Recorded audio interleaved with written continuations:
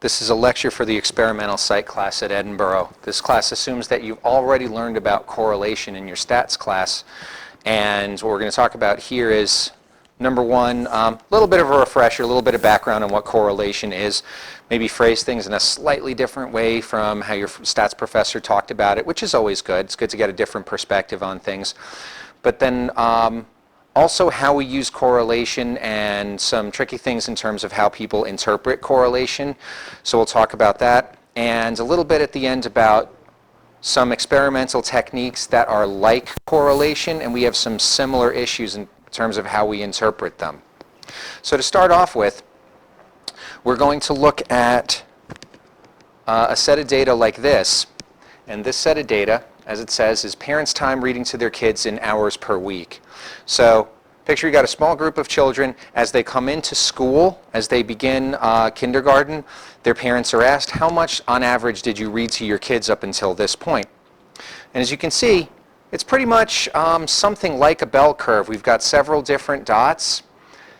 And if I were to sort of create a histogram out of it, it'd sort of look like this, almost like a bell curve, which is good because all of these statistics, whether it's t-test or correlation or the other ones, sort of assume that underneath it all, the data would fit a bell curve reasonably well. We see some things that are like a bell curve. We've got an average right in the middle, somewhere between 10 and 12 hours per week. So these are, some pretty champion parents.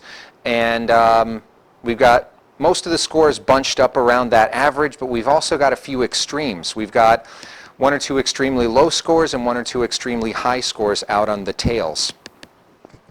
So the technique of correlation is where we don't just look at this one variable, but we look at other variables and we assess how strongly they go hand in hand with this one. How much is this variable related to some other ones?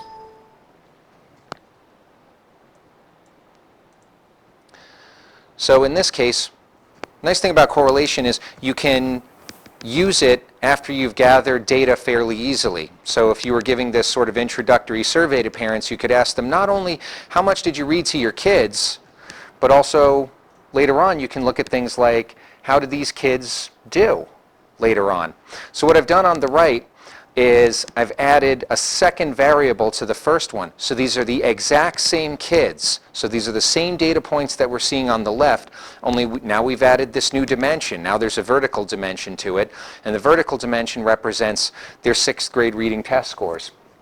So what I'm doing here is I'm trying to figure out, are their test scores in the 6th grade somehow related to how much they were read to before kindergarten?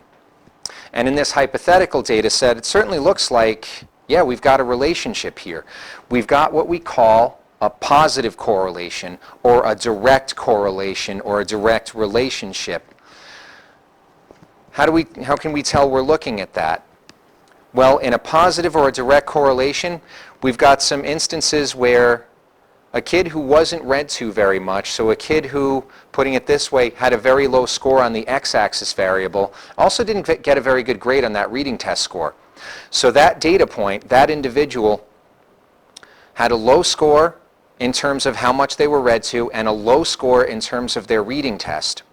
On the other hand, we've got some individuals out here on the high end, but they're on the high end of both measures. So they were read to a lot by their parents, so they're on the high end as far as the x-axis variable, and they're also on the high end in terms of their score, so they also scored very well on that test. So a positive correlation is when high scores on one variable go hand in hand with high scores on another variable. Low scores go with low scores. Low scores on one variable go with low scores on the other.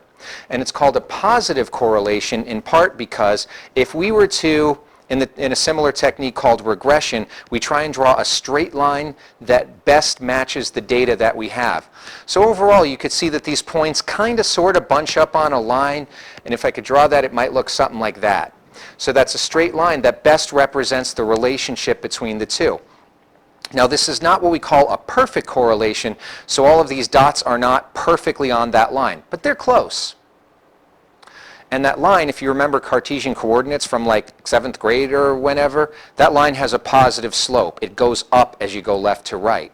So this is a positive correlation because on the x-axis, on the left-hand side, those scores tend to go hand in hand with low scores on the y-axis variable. So they're sort of more bunched up on the bottom left, and then we've got scores bunched up on the top right, and everything else is kind of in between. Again, there's that sort of normal distribution where there's kind of a generally speaking, sort of an oval shape to what's going on here. So a little bit fatter in the middle. And a little bit thinner as you get to the bottom left and the top right, and very few data points at all, either way up on the top left or the bottom right of the graph. Now that's one way a correlation can happen. Here's another way. So in all these cases, what you notice is that the x-axis is exactly the same. We're looking at variables for how well they correlate with how much were these kids read to before school. Except in this case, in the graph on the left, we're no longer graphing their test scores. Instead, we're looking at, is there a relationship between how much they were read to and how much those kids misbehave? So how many incidents of misbehavior? And we see a relationship here, and we also see a situation where there's something like a straight line that represents what's going on here, except the straight line in this case has a negative slope. In other words, it's called a negative correlation or an inverse correlation because as you go left to right, the line goes downward. In this situation, there's definitely something going on, but to describe it, we could say, all right, so that same individual, this data point right here that represents that student who is read to only 4 hours a week by their parents, they have many incidents of misbehavior. So a high score on the y-axis goes hand in hand with a low score on the x-axis. On the other hand, here are two kids whose parents were champion readers and basically treated it like a part-time job. They read to their kids 18 hours a week, and that goes hand in hand with a very low score for incidents of misbehavior. In a negative correlation, high scores on one variable go with low scores on the other, and vice versa. So there is a relationship here, but it's just different from the relationship in the positive direction. It's important to point out, and I'll repeat this later, that negative correlations are very, very meaningful and important as well. So for instance, wouldn't it be very, very interesting to know that you could look at the number of hours a kid was read to a week before school, and that could tell you pretty strongly, pretty definitively, whether they were likely to misbehave or not. So some people get this misconception that just because we call it a negative correlation, that doesn't mean anything, like a negative effect or a negative finding, meaning we got nothing. No, an effect like this is very important. It would be highly significant, just like a negative t-value would. Where we have nothing going on is like on the graph on the right. So how much were these kids read to every week, and what does that have to do with, in this case, how tall they are, their height in inches? And it doesn't matter. So we've got some highs going with lows, we've got some lows going with highs between the two, but overall, there's not much going on. There's not sort of an oval shape that represents this. It's more like we could draw a giant circle around it. And in SPSS, if we said, okay, give me one straight line that best represents what's going on here, SPSS would kind of look at you and go, I don't know, man, it'd be a straight line going across. No slope to that line, or sorry, more like zero slope to that line. And so there's zero correlation between the two. So positive or negative correlations can be significant and meaningful and important. And then we can have situations where there's no relationship, like on the right, between our two variables, our x and y variables. And that's important to know as well. Again, this is going to be a refresher. But when we talk about correlations and how strong they are, we usually use that variable r, which represents the correlation coefficient. We're going to be talking about Pearson's r. That's the one we're going to be using. That's the one you learned in 225. And a couple of reminder things. R goes from -1 to +1. You should never get an r value less than -1 or greater than +1. So what +1 represents is a perfect positive correlation. That's a situation, like I said before, where all of the data points line up perfectly on a straight line. So a perfect relationship between the two variables. If one variable goes up one increment, the other variable also goes up by the exact same increment every time. A correlation of -1 is a perfect negative correlation. Same deal, there's a straight line and every single data point lines up on that straight line, except that's a straight line downward, left to right, instead of upward, as in the positive kind. Usually perfect correlations are kinds of boring, contrived examples like the relationship between your weight in pounds versus your weight in kilograms. That's a perfect correlation. If you measure like an entire classroom of people like that, whatever your weight is in pounds, I could tell you exactly what it is in kilograms. It's just a simple conversion, and it's always going to be pretty much the exact same number for every person. So things like that. Situations where you get numbers pretty close to perfect, we talked about reliability already. So when we're looking, for instance, at test-retest reliability, I'm creating some test, and I want the test to give me consistent, reliable numbers every time you take it, like some IQ test. I don't want that changing dramatically 1 month to the next or 1 week to the next.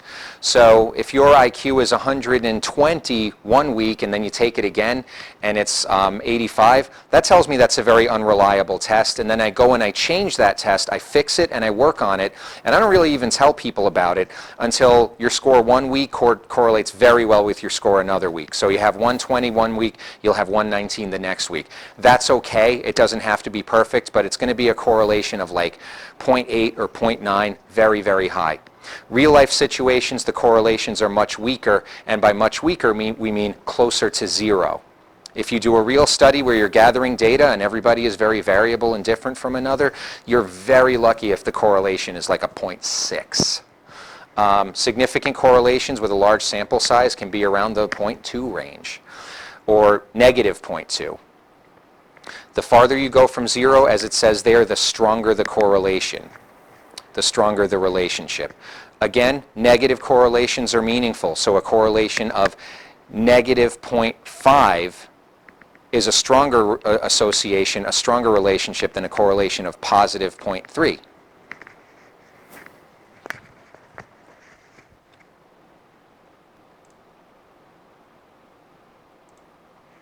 Those are the basics on how correlation works. Now we're going to spend a little bit of time talking about interpretation issues.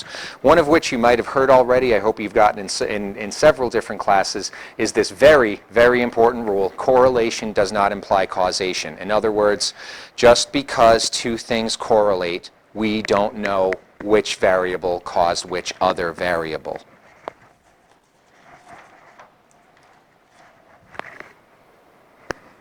Several examples of that. One example in one textbook I use talks about how they looked at what variables about a person, if we're studying people, what best tells us if that person is likely to be using birth control or not. And it turned out that the biggest thing, one of the biggest things, was how many toasters that person owns. Now, do toasters cause birth control? Does birth control cause you to have more toasters? No, there's something else going on here, and that's that people who tend to be more affluent are more likely to use birth control. So those are also the same kinds of people who are likely to own multiple toasters. So unless you're pretty rich, you probably don't own more than one. But those who are fairly rich and they've got the money to be buying several toasters are probably the kinds of people who are more likely to use birth control. So in that case, we have to easily we have to sort of try and right off the bat recognize that we don't know what causes what. Of course, that's what we always want to do. We want to figure out which variable causes another variable, but we have to be very careful about that in correlation. We even can't talk about causation in situations where we know which variable happened first.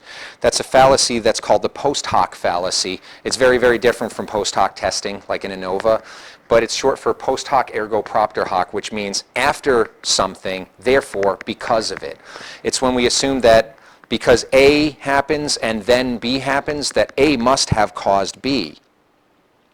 So before, I gave you a hypothetical example of kids who were read to more tended to get better test grades. Does that mean that being read to caused them to have better test grades? Not necessarily.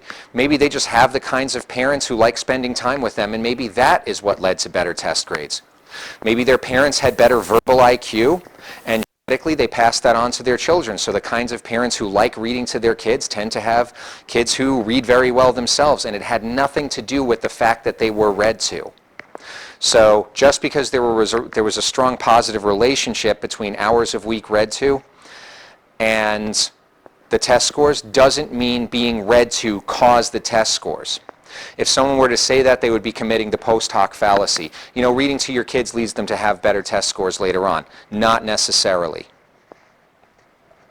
You also see that in a lot of other circumstances, like elected officials or business leaders saying, since we reorganized this company, we've made so much more money. Well, maybe that's the post hoc fallacy. Maybe they're right, though. But maybe the economy is doing better and that's why their business is doing better. Maybe they just started to make a better product at the exact same time and it had nothing to do with the decision that they believe caused them to make more money. So a few different things that can happen. Here's what we want to do. We want to imply causation. We want to say that, okay, A and B are correlated, so therefore A caused B. But sometimes we have what's called the directionality problem, meaning maybe it's the other way around. Maybe B caused A. And why is that so important? For instance, there was a lot of research into self-esteem and negative outcomes associated with low self-esteem. So kids with low self-esteem tended to get bad grades in school, and a lot of people assumed self-esteem caused bad grades. So you have low self-esteem, you don't try, you don't think much of yourself, you don't study. If you think well of yourself and you care about your future, you become more conscientious and you work harder. It's a good hypothesis, except it turned out that programs to boost children's self-esteem by themselves really didn't work that well, because it turned out it was the other way around. Good grades cause good self-esteem. You've achieved and accomplished something and you feel better about yourself.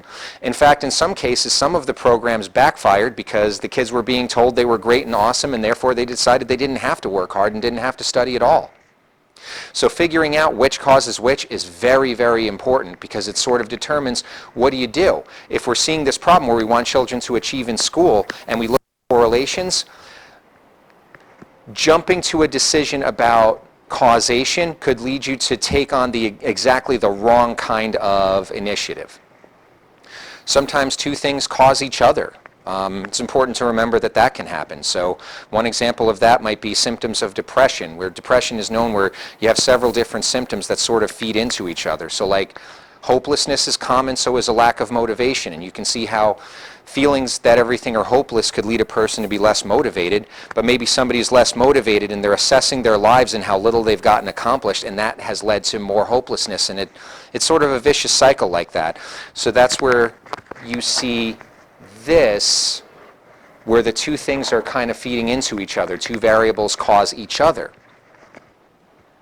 There's another possibility, kind of like that toaster method I was just talking about, and that's that maybe there's a lurking variable or a third variable. In other words, something that we haven't measured.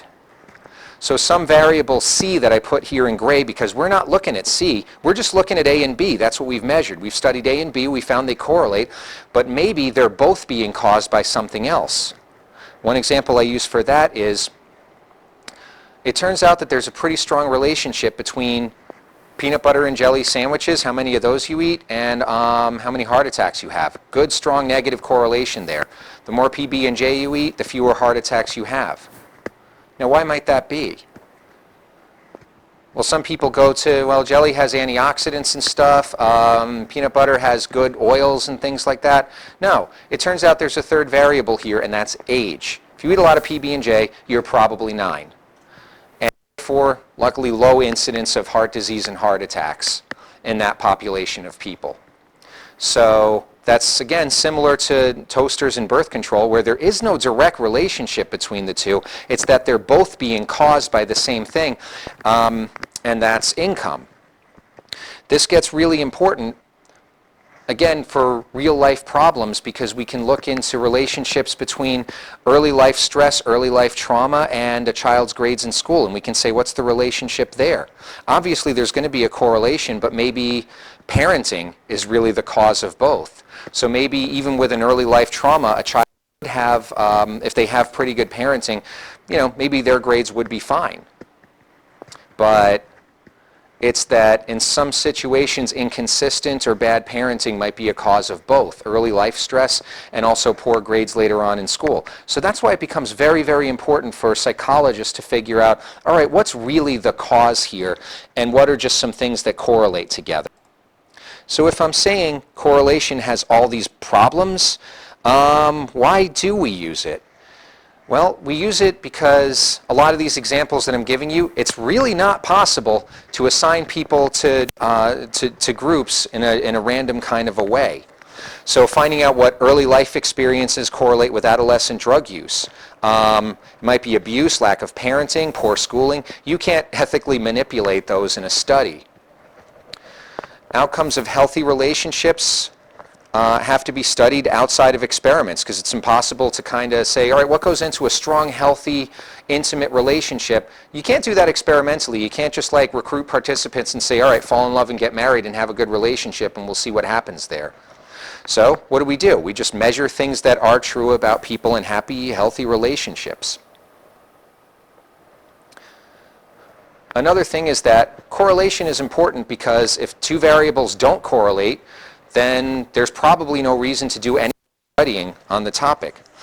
Or you can use a correlational real-life study hand in hand with something experimental in a laboratory. So a classic example of that is this question of, does playing violent video games make you more violent, or watching violent movies? So as we talk about that, we can look at several different lines of evidence. Data on violent media and violence can be discussed along with experiments showing modeled violence in the lab. In other words, we can say, all right, so there's a correlation between playing violent video games and being violent yourself. Except someone can correctly come back and say, well, correlation doesn't imply causation, so maybe the video games are making you more violent, but maybe it's just that violent people, the kinds of people who are aggressive and violent to others, what kinds of things do you think they're going to like? They're going to like playing violent video games. They're going to like watching violent movies. So in that case, if that's true, then changing the violent content isn't going to change anything about people's behavior. But then you can look at studies in the laboratory, like the classic Bobo doll study, where it looks like if a child sees somebody doing something aggressive to someone else, that child then starts being aggressive as well in a laboratory setting. So you put that laboratory setting hand in hand with sort of real-life data, so gathering numbers about violent behavior, and when you put all that together, the two kinds of studies really help us understand better what's going on. Correlation can also be used sometimes to learn about some processes that we can't directly measure, what are called latent variables. So one example of that is when we look at intelligence and we try and determine is there one type of intelligence that's underlying it all? In other words, do people have many different kinds of intelligence that are all completely separate from one another? Or are there a few brain processes that are going to help you with verbal learning, and they'll help you with math learning, and they'll help you with other kinds? Well, what we can do is we can look at all of these different tests, for instance, like SAT scores, and we can see that the verbal and math scores tend to correlate with each other. Now, obviously, most people will say, I'm better on the math section, I'm better on the verbal section, but usually there's a correlation. It is very, very rare for there to be a difference of like hundreds of points between your scores on subsections of the SAT, meaning your scores correlate, and what that kind of tells us is maybe underneath it all, there's a certain type of intelligence that feeds into all kinds of learning. So correlation is very useful for that. Correlation is also very useful, and sometimes we use the term one variable predicts another.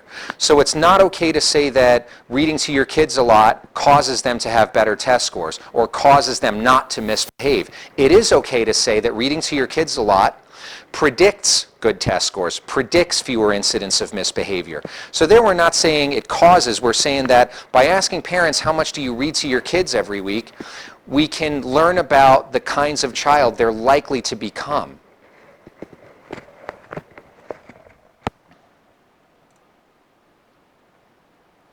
Here's another thing. So what I just went through talking about is these are situations where it's completely appropriate to use correlation and there's nothing wrong with it.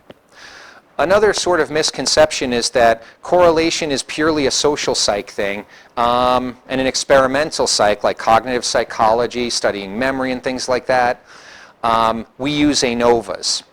And there's even a little bit of like a territorial war between experimental psychologists sometimes and social psychologists that I don't like to get into, having to do with the kind of techniques that you tend to use. One important thing to remember is that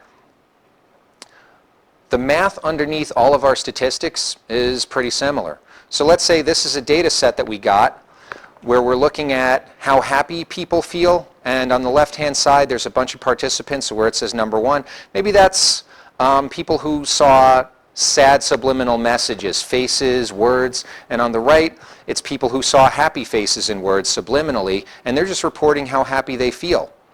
Now, how this study would typically be done is we would do a t-test. We would say, all right, we're going to take the average of group 1. I'm going to construct a bar graph out of that. It's going to have a particular standard deviation. I'm going to compare that to group 2. And it's going to have its own standard deviation. And I'm going to run a t-test, and I'm going to compare that, and I'm going to look for significance. So we could do that, but we could also kind of phrase this in a completely different way, which is there a relationship between the kinds of words that you see and your own emotion?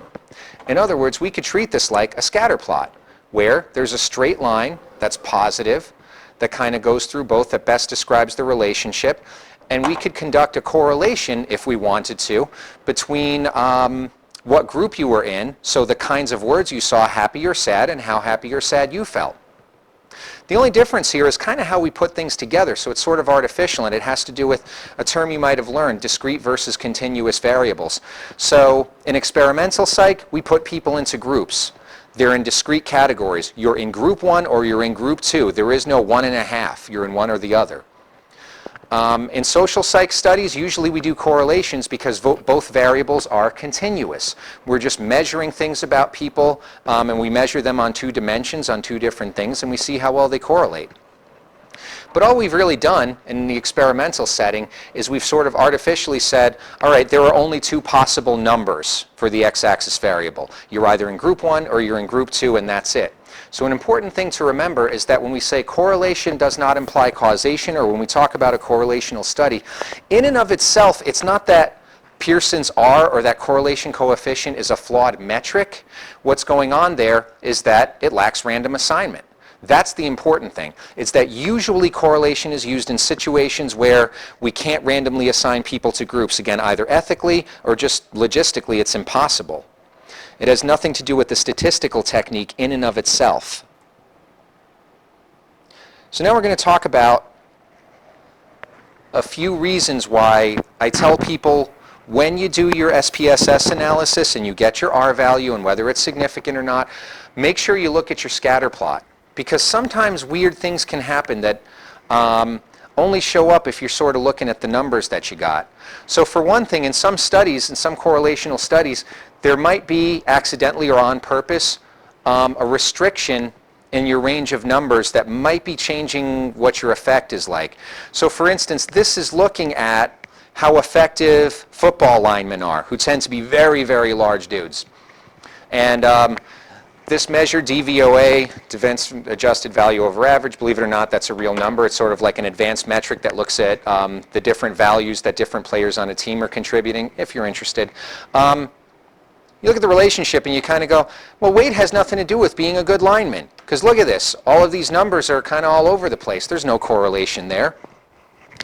Except realize there's a restricted range. If we're looking at actual NFL value, well, who's going to be in our sample? It's going to be players who are good enough to make it.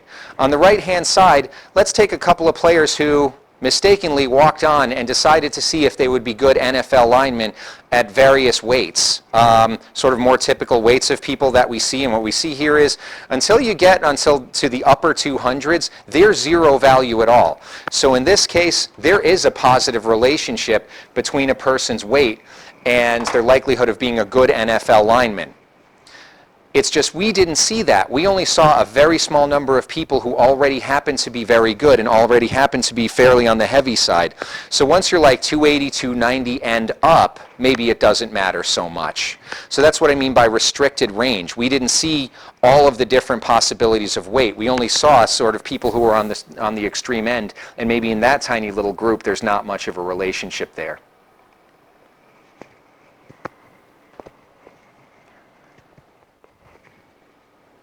So yeah, here's another one, and this gets more to that technique of regression, which is you draw a regression line, and we use it to try and figure out how much do these two variables go together, and if you know one score, you can predict what the other score is going to be, except there are limitations to that.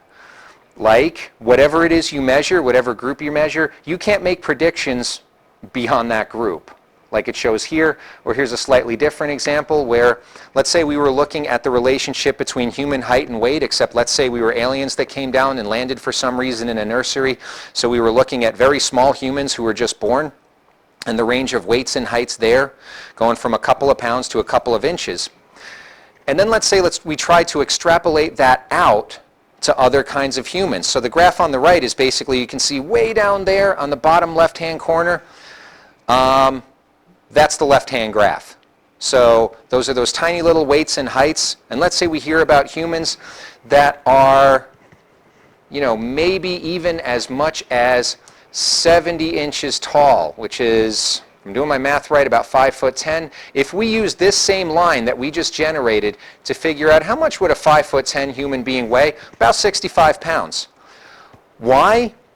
Because we made our measurement based on a very, very restricted area, and now we were taking guesses as to people way outside of that area and assuming it was going to be the same relationship.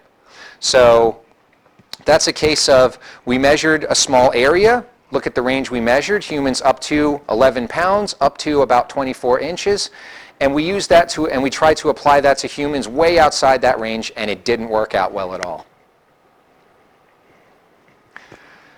Here's some other ones that are likely to come up very often, might actually also show up in your homework, in which case you need to address them.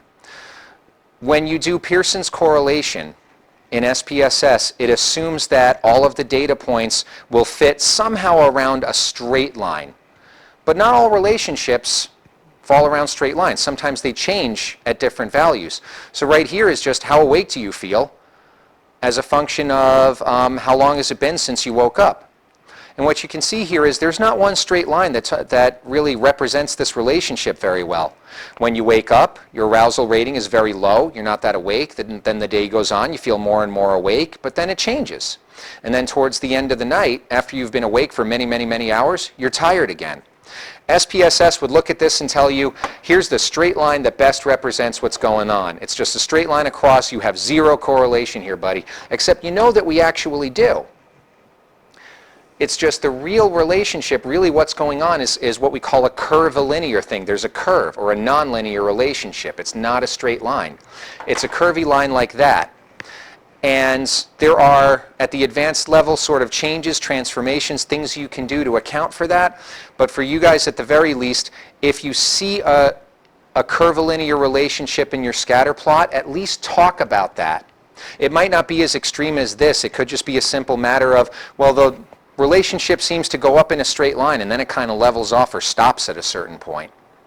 That's something that's important to address because, again, people are assuming that if you say there's a strong positive relationship here, they assume that what you're talking about is kind of like that very first example with reading to your kids in the test scores, that it's basically all bunched up around a straight line, and the higher the x-axis goes, the higher the y-axis goes. If the relationship isn't like that, you need to address that. Other things that can happen that you'll see in a scatter plot, outliers. Outliers can sometimes give you a type 1 error, an effect you shouldn't have had, like on the left. Look what's going on the left. We've got basically no correlation for the most part, except we've got this one outlier on the bottom left-hand side. That data point right there, if you put it into SPSS, is going to give you a real relationship. It's going to say, yeah, there's a straight line that describes what's going on, so congratulations, you got a significant positive correlation. You might have learned different ways to deal with outliers, sort of different criteria to use a priori, in other words, ahead of time before you look at your data to say, all right, any data point that's like 3-ish standard deviations from everyone else, that's an outlier. I'm going to exclude it, whether it hurts me or helps me. That's the right thing to do because in this case, really, what we should conclude, graph on the left, you have no relationship. Most of your data points are kind of just scattered around on the upper right-hand corner. Take out that one data point and there would be absolutely nothing going on. But look at the graph on the right. You've got a relationship. Most of your data points do fall around a line except there's that weird one way up top. That might actually hurt your relationship because SPSS is going to see that as, well, that one data point is really kind of completely changing what the other ones are telling you. It's going to kind of dilute your effect. It's like adding variability, so you're going to have less of a chance of a significant result. So that's a case of an outlier maybe causing a type 2 error, maybe preventing you from getting a significant effect when you should have had one.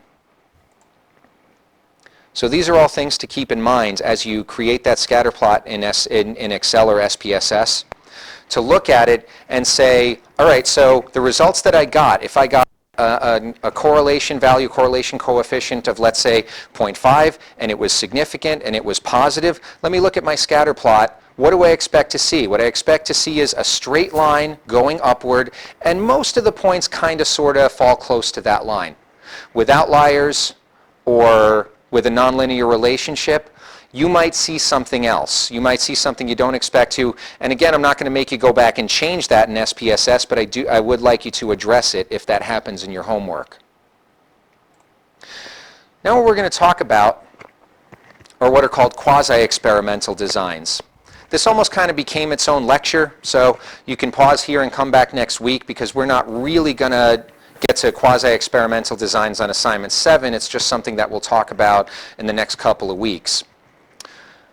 So quasi-experimental means that it looks like an experiment. It's something where we have people split into separate groups, but they're not randomly assigned. Because they're not randomly assigned, it's actually more correlational as far as how we interpret it. So we have the same kinds of issues of maybe there are other causes we didn't measure, just like a correlational study.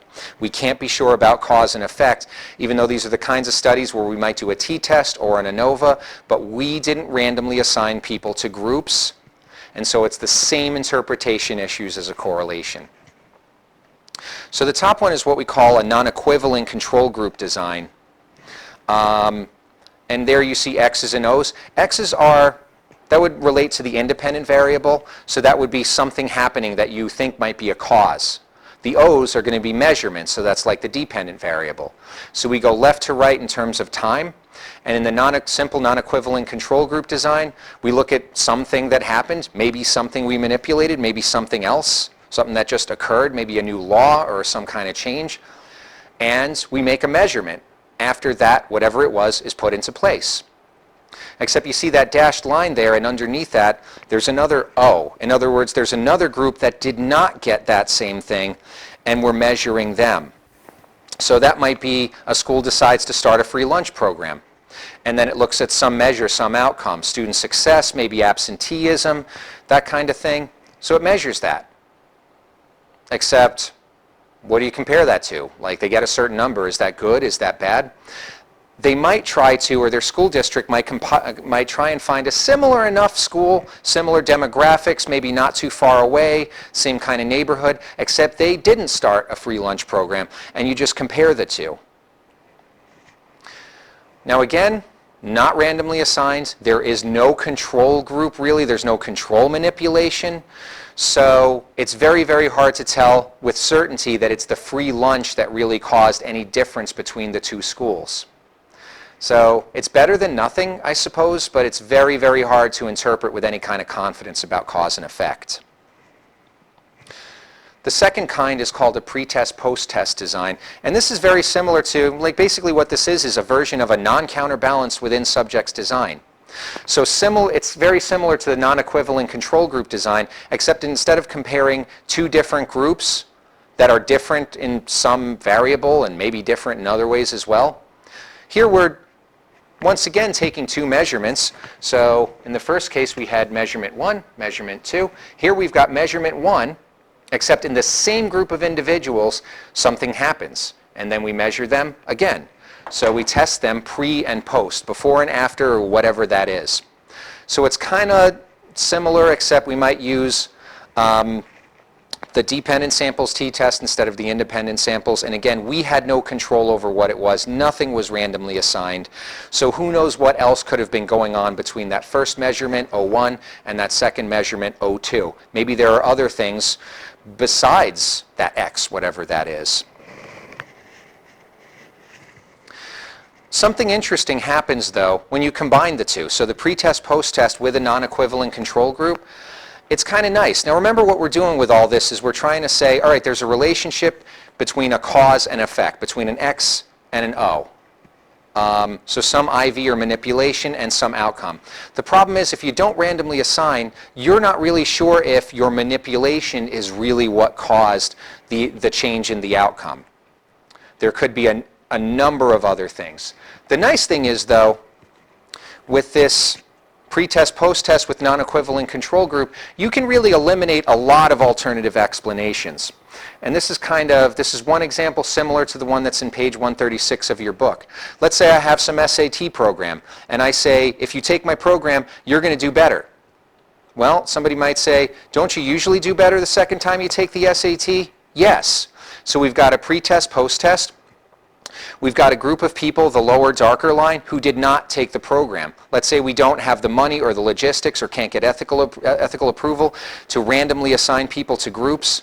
All we can do is we can look at a group of kids at the outset, at the start, who are going to take the program. Maybe their score is about an 800. We find another group of kids and their score the first time is about an 800.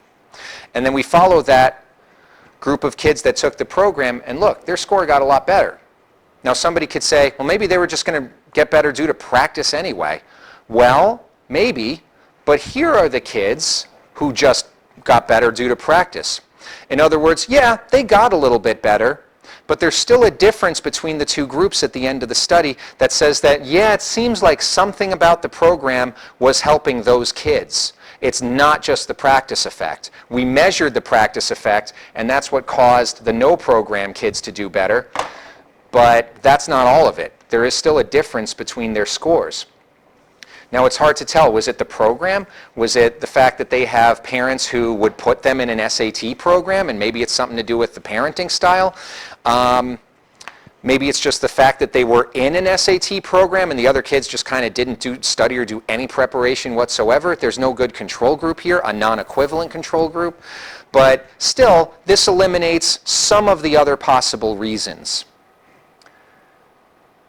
If you are able to, there are other experimental designs, like you measure people many, many, many times, sort of before and after a particular manipulation. So this might be a longitudinal kind of design where you're just measuring somebody every couple of months or every year.